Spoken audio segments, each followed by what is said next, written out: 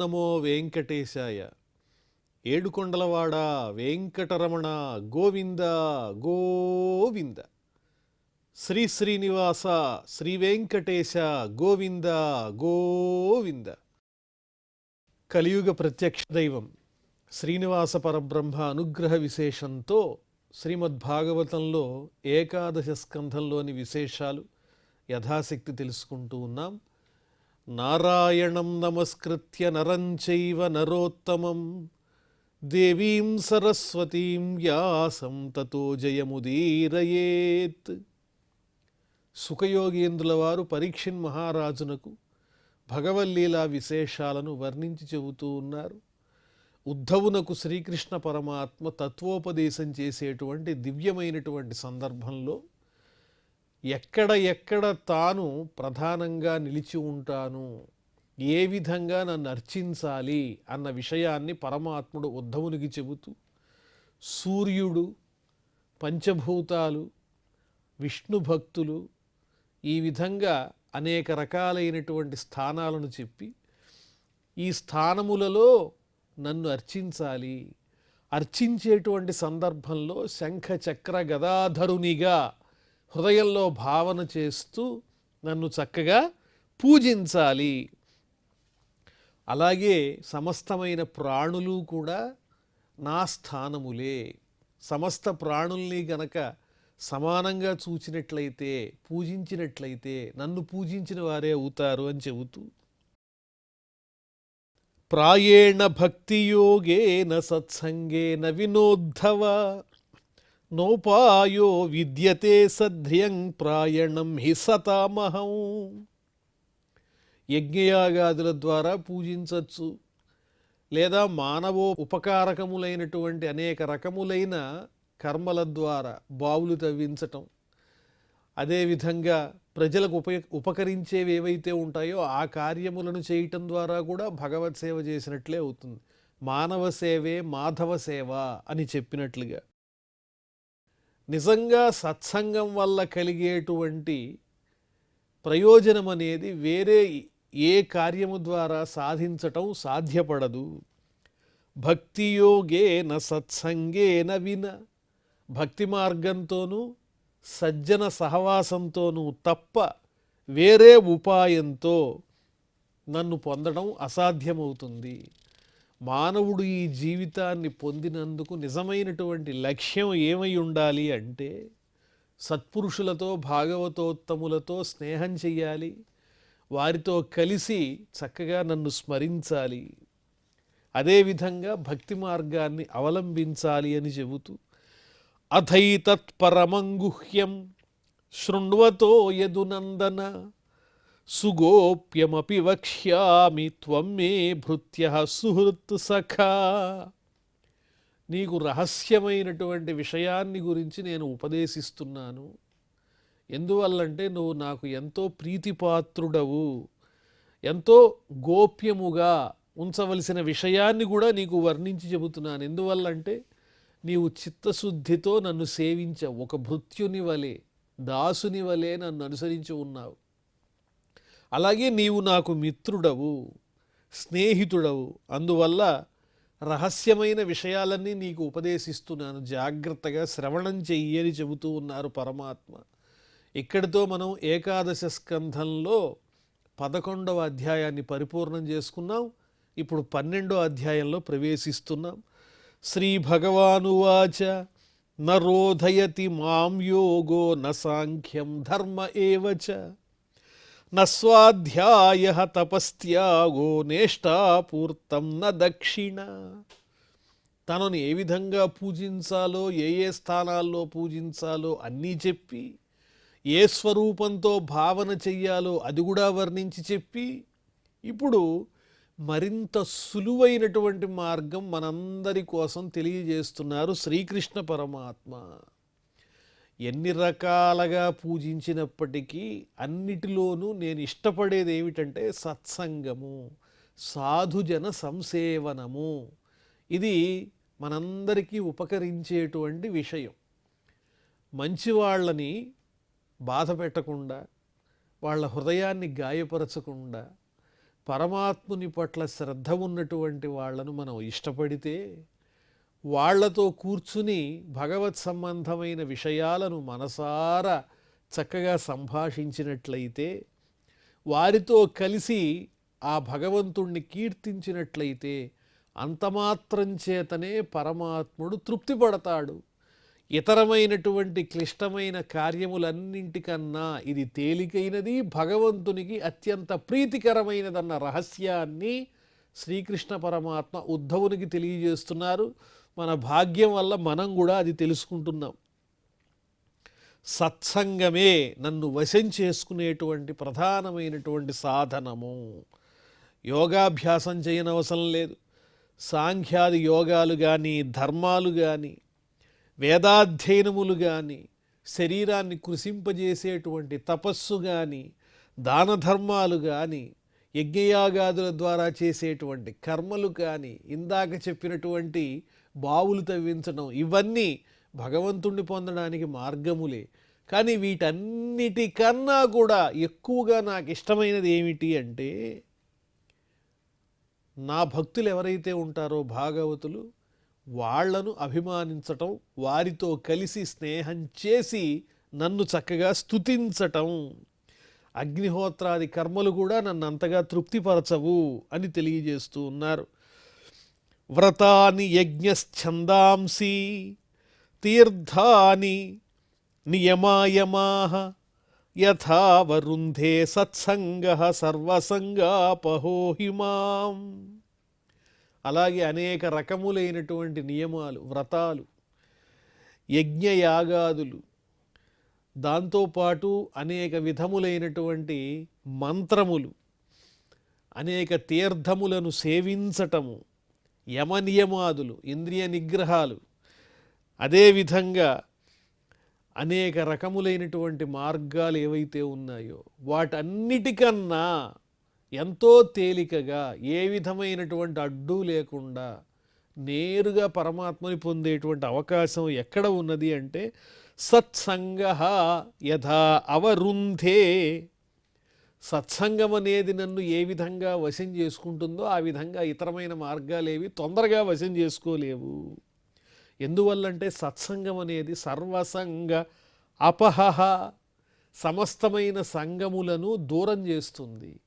విషయముల మీద ఉన్నటువంటి వ్యామోహములన్నింటినీ నశింపజేసి భగవంతుని వైపు తేలికగా మనం ఉన్ముఖులమయ్యే విధంగా ప్రేరేపించేటువంటి మార్గం ఏమిటంటే సత్సంగము. ఎక్కడైనా చక్కగా భగవత్ సన్నిధిలో 10 మంది భక్తులు చేరి ఆనందంగా ఆ భగవత్ సంబంధమైన విషయాలు చర్చించుకుంటూ ఉంటే, ఒక శ్రోతలాగా అక్కడ కూర్చుని భక్తితో వాటిని శ్రవణం చేస్తూ ఉంటే చాలు. వారితో భగవత్ సంబంధమైన విషయాలు సంభాషిస్తే చాలు.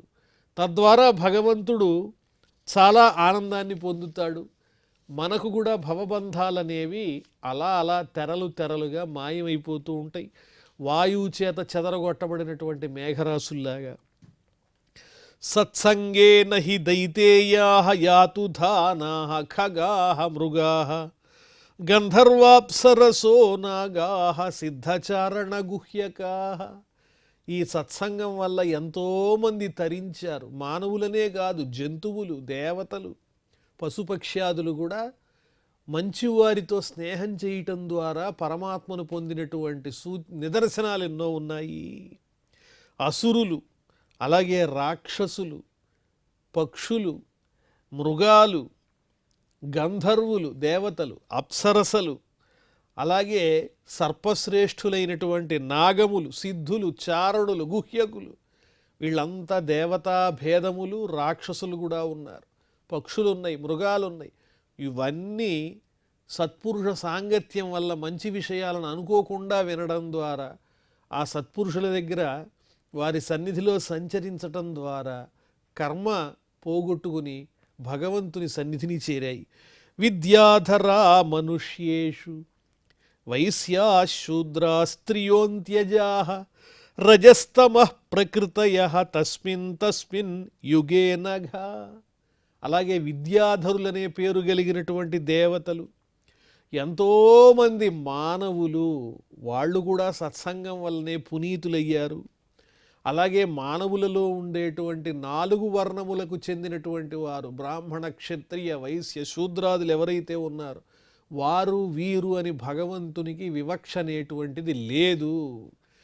ఎవరైతే సాధుజన సంసర్గంతో ఉంటారో, తరతమ భేదాలు లేకుండా ఉంటారో, అదేవిధంగా మన పట్ల మనకే ఒక రకమైనటువంటి తక్కువ భావం లేదా ఎక్కువ భావం, మన్నెవరో తక్కువగా చూస్తున్నారు లేదా మనం ఏదో ఎక్కువ, ఇలాంటి తారతమ్యాలు భగవంతునికి లేవు. మానవ కల్పితమైనటువంటివి ఏమైనా ఎక్కడైనా ఉంటే వాటిని పట్టించుకోవలసినటువంటి అవసరం లేదు. మనం ఎవరిని ఆనందింపజేయాలి? పరమాత్మని ఆనందింపజేయాలి. అంతేగాని తక్కువ ఎక్కువల గురించి వివాదాలు పెట్టుకోవటం ద్వారా పరమాత్మకు సంతోషం కలగదు. మానవులు, జంతువులు కూడా తరించాయి.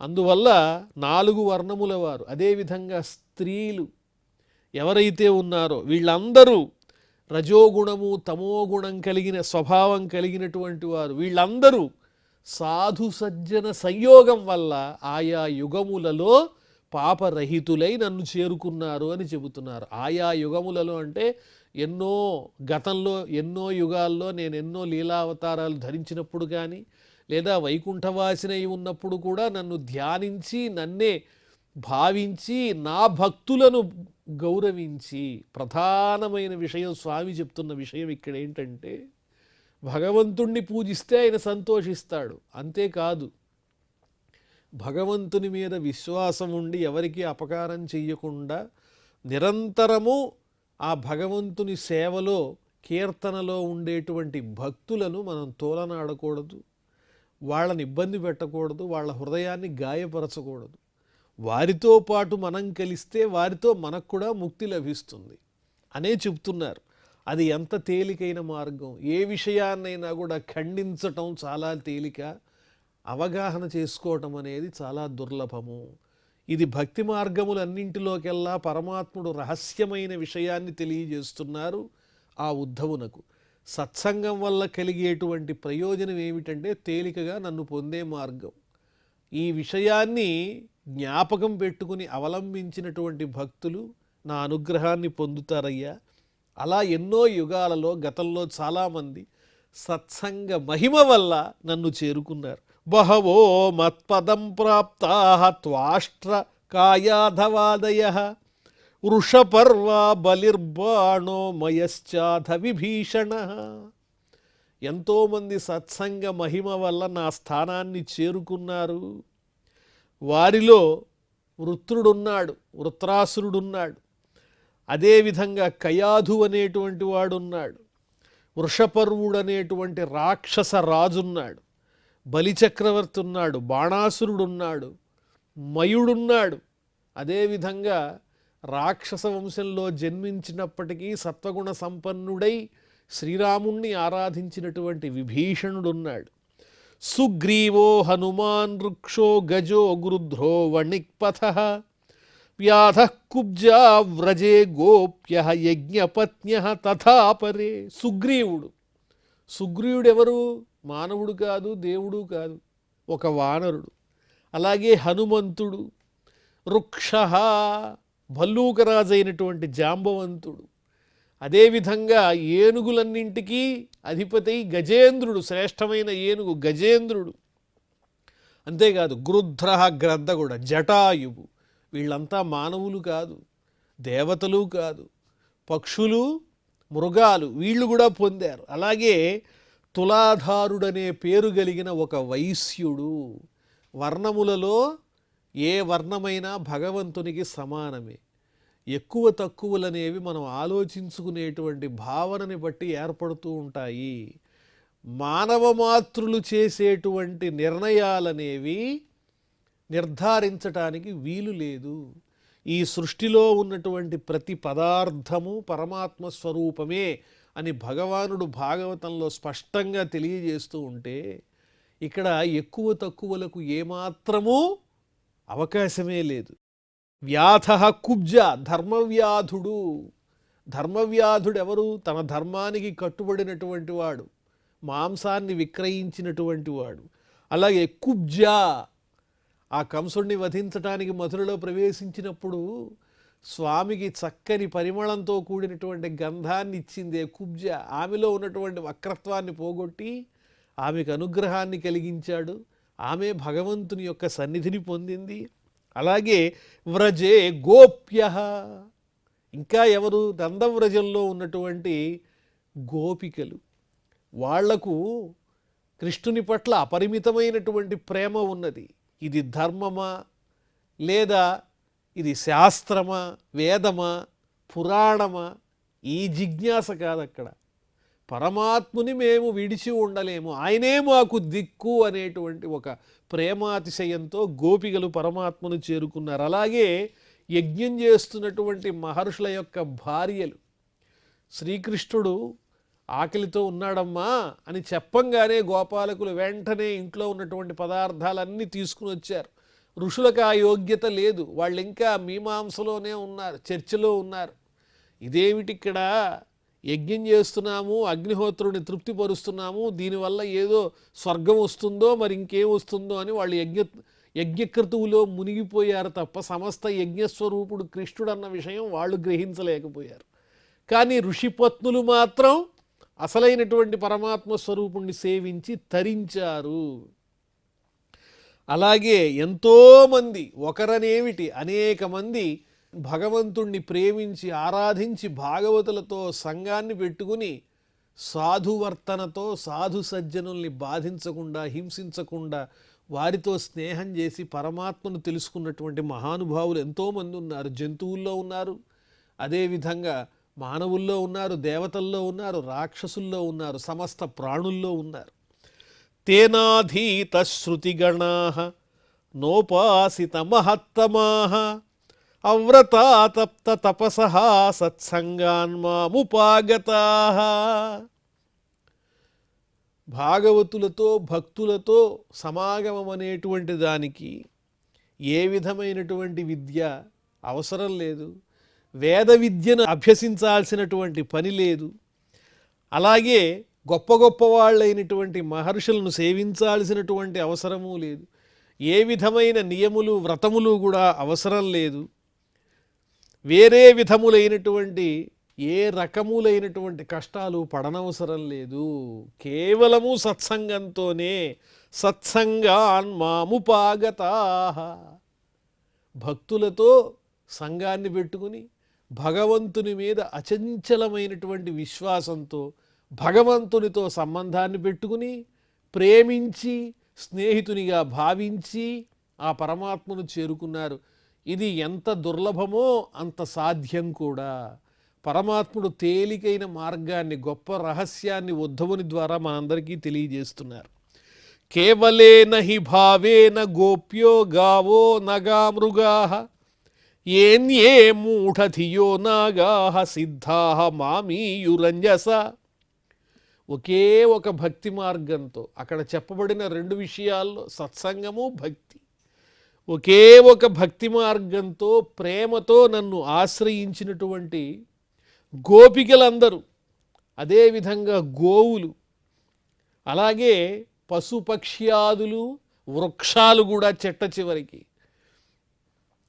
ఏన్యే మూఢధియో నాగాః, ఏ విధమైనటువంటి జ్ఞానము లేనటువంటి మూఢమైన జీవనం కలిగినటువంటి సర్పములు కూడా, సిద్ధాః సిద్ధులు కూడా, తరతమ భేదాలు లేవు, మామీయుః అంజస, ఎంతో తేలికగా నన్ను పొందారు. దీని అంతటికీ భక్తి సత్సంగమే కారణం తప్ప వేరొకటి కాదు. ఉద్ధవా యమ్న యోగేన సాంఖ్యేన దానవ్రత తపోధ్వరైః వ్యాఖ్యా స్వాధ్యాయ సన్యాసైః ప్రాప్నుయాత్ యత్ర వానపి.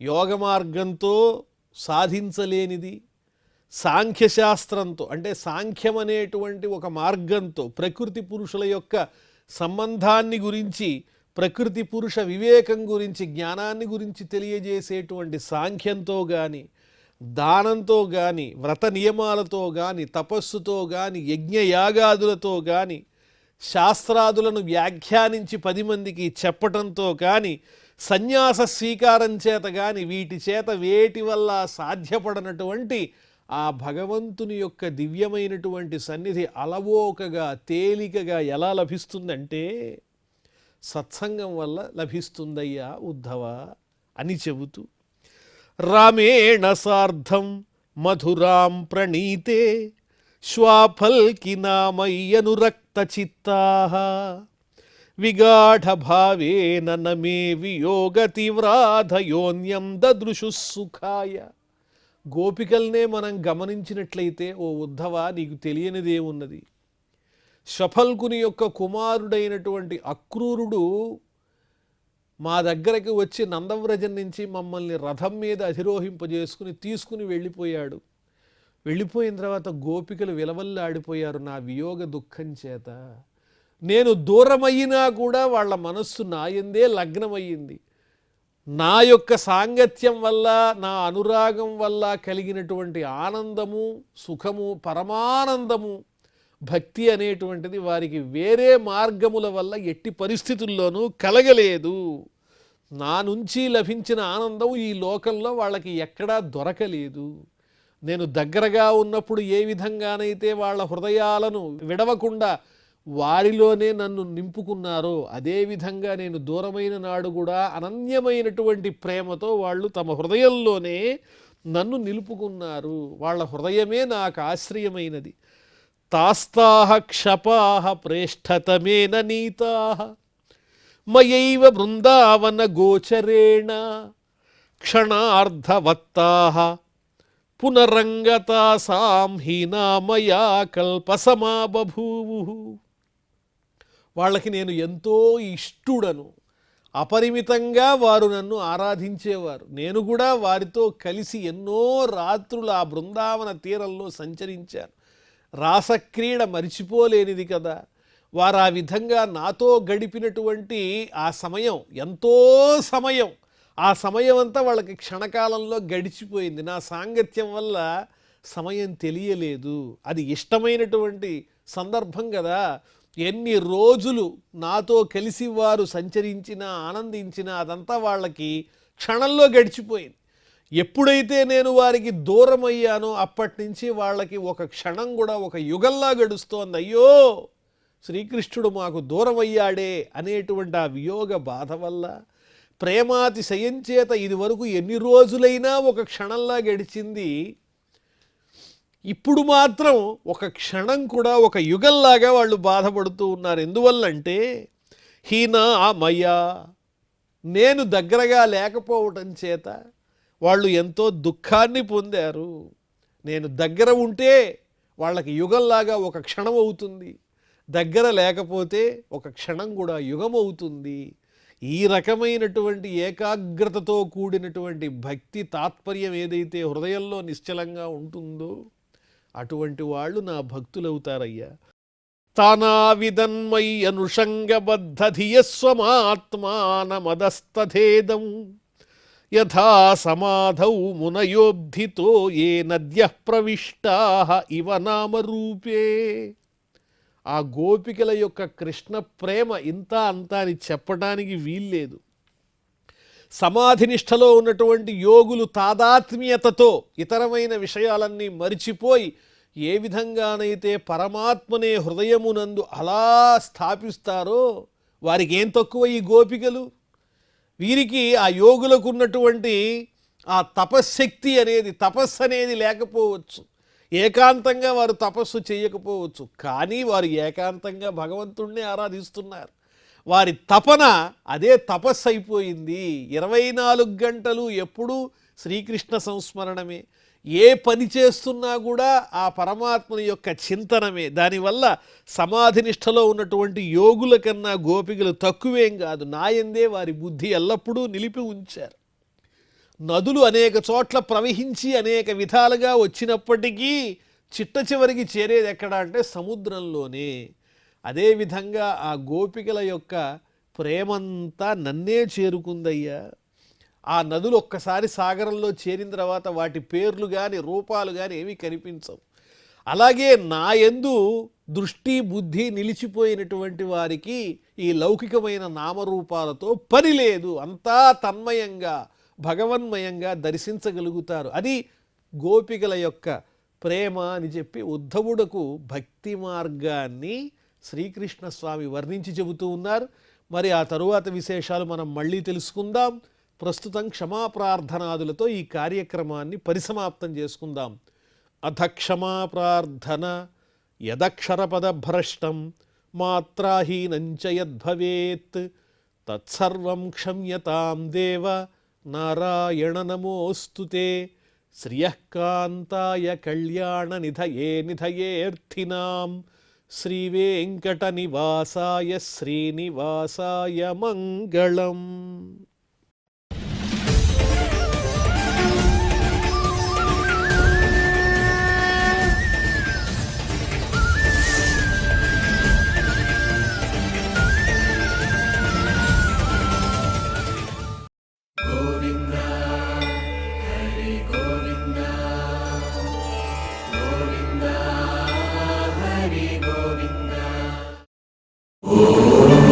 Namo